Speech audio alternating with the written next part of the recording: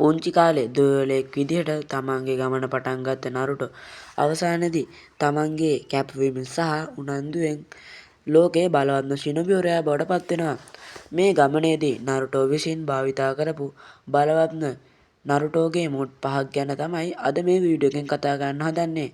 ඉතින් යාළුවනේ අපේ channel එක subscribe කරලා නැති කට්ටිය ඉන්නවා නම් දැන්ම subscribe කරන්න. එතකොට ඔයාලට මේ වගේ වීඩියෝස් ළඟටම ගෙන්න ගන්න පුළුවන්. එහෙනම් ඉතින් වැඩි කතා නැතුව අපි යන් වීඩියෝ එකට. සේජ් මෝඩ් නරුටෝගේ පස්වෙනි බලවත්ම මෝඩ් එක තමයි මේ සේජ් මෝඩ් එක කියන්නේ. නරුටෝ විසින් මයෝ බපු කන්දේදී ගෙම්බන්ගේ උදව් ඇතුව ස්වභාව ධර්මයේ ශක්තිය ලබාගෙන නිර්මාණය කරගන්නා බලවත්ම මෝඩ් එකක් තමයි මේ සේජ් මෝඩ් එක කියන්නේ. යාළුවනේ මේ සේජ් මෝඩ් එක භාවිත කරද්දී නරුටෝගේ වේගය සහ ශක්තිය ගොඩක් වැඩි වෙනවා. ඒ වගේම ප්‍රතිචාර දැක්වීමේ හැකියාවත් ඉහළයි. ඩබල් රසින්ගන් භාවිත කිරීමේ හැකියාවකුත් තියෙනවා. යාළුවනේ වැදගත්ම දේ තමයි මේ සේජ් මෝඩ් එක. සේජ් මෝඩ් එකේ බලය රින්නෙගන් වල ප්‍රතාපාත් වලටත් මොමොසිකි ඔට්සුකිගේ රෙඩ් රින්නෙගන් වලටවත් බොරුටෝගේ කර්ම සීල් එකටවත් උරා ගැනීමේ හැකියාවක් නැහැ. යාළුවනේ මේකත් නරුටෝ සතුව තියෙන ගොඩක් බලවත් මෝඩ් එකක්. කුරාමා චක්‍රා මෝඩ්. යාළුවනේ නරුටෝට කුරාමාගෙන් ලැබුණු එක් අද්විතීය බලයක් තමයි මේ කුරාමා චක්‍රා මෝඩ් විදියට හඳුන්වන්නේ. හතරවෙනි මහා ශිනොබි යුද්ධයේදී කුරාමා තේරුම් ගන්නවා නරුටෝ අනිත් අය වගේ නෙමෙයි එයා හොඳ කෙනෙක් කියලා. ඒක නිසා කුරාමා විසින් නරුටෝට මේ බලය තෑගි කරනවා.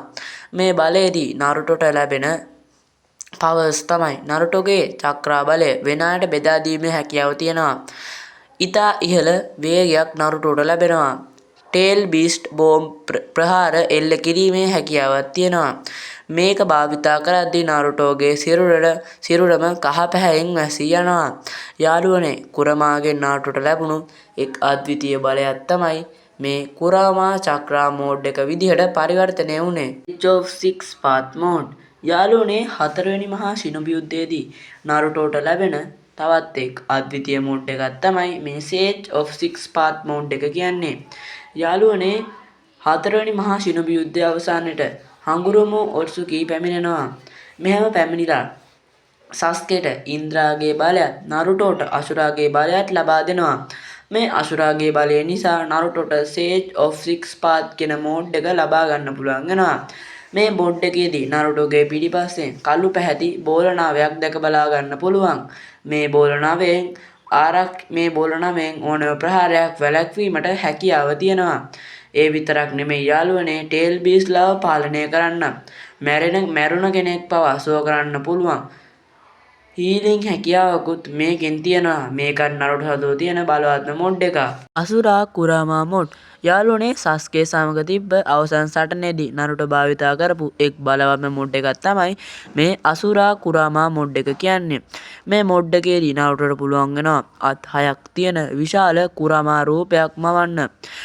මේ මෝඩ් එකේ නරුටෝ එල්ල කරන බලවත්ම ප්‍රහාරය තමයි Six Path Big Ball Ultra Rasen Shuriken කියන්නේ. මේකත් නරුටෝ සතුව පවතින බලවත්ම මෝඩ් එකක්. බෙරියන් මෝඩ්.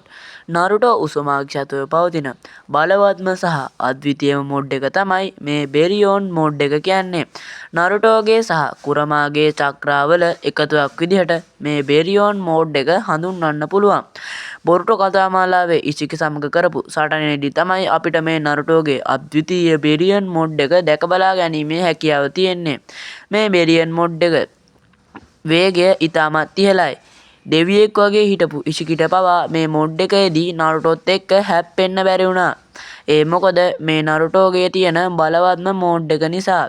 යාළුවනේ මේ මෝඩ් එක කොච්චර බලවත් වුණත් මේකෙන් උනේ අපි කවුරුත් ආදරය කරමු කුරාමා නැති වෙච්ච එක. යාළුවනේ අදට වීඩියෝ එක ඉවරයි. මේ වීඩියෝ එක මම අරන් ආවේ ගොඩක් කට්ටිය මගෙන් මේ වීඩියෝ එක ඉල්ලලා තිබ්බ නිසායි. වීඩියෝ එක හොඳ නම් ලයික් එකක් දාලා කමෙන්ට් කරන්න. අනිවාර්යෙන් අපේ channel එක subscribe කරලා ඉක්මනට 1k ගහන්න පොඩි support එකක් දෙන්න. යාළුවනේ එහෙනම් ඊළඟ සතියේ අලුත් වීඩියෝ එකකින් හම්බ වෙමු.